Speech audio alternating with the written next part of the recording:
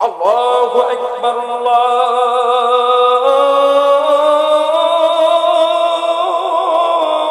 আকবার,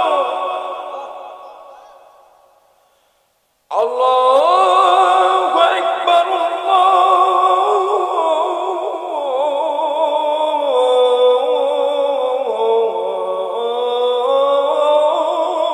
আকবার। আশহাদু আল্লা ইলাহা ইল্লাল্লাহ,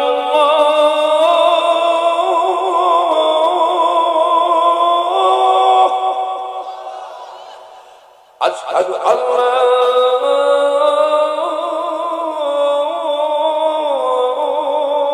ইলাহা ইল্লাল্লাহ। আলহামদুলিল্লাহ, এখানে শেষ করছি। আপনারা নেক্সট কখনো কোনো মাহফিলে সময় হলে আপনাদেরকে পুরো আজানটাই দিয়ে শোনাবো। কিন্তু আমার পরে যে ভাই আছে, আসলে ওনাকে বসায় রেখে আমার বেশি বয়ান করা, শোনেন, অল্প জিনিসের মধ্যে যদি সঠিক মেসেজ থাকে এটা নেবেন, বেশি বয়ান করা লাগে না। জ্ঞানী লোকে বুঝে ফেলে শুধু ইশারায়, নির্বোধকে বোঝাইতে কি পারে কোথায়। অল্পতে বসবেন, আপনাদের কি লাগবে না না লাগবে আপনারা ভালোই জানেন।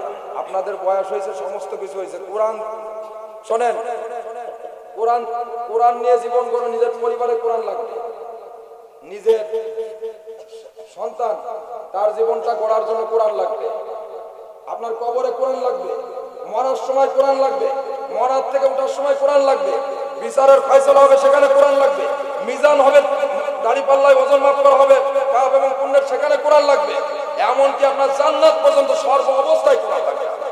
এই জন্য যে জিনিসটা লাগবে সেই জিনিসটাকে ধরেন, সেই জিনিসটা প্রচার করেন, সেই জিনিসটার লোকে চলেন এবং জীবন এবং সমস্ত জায়গায়, সমস্ত পদক্ষেপ, সমস্ত জায়গায়, সমস্ত সেক্টর, সেখানে এই জিনিসটা প্রতিষ্ঠা করার চেষ্টা করেন।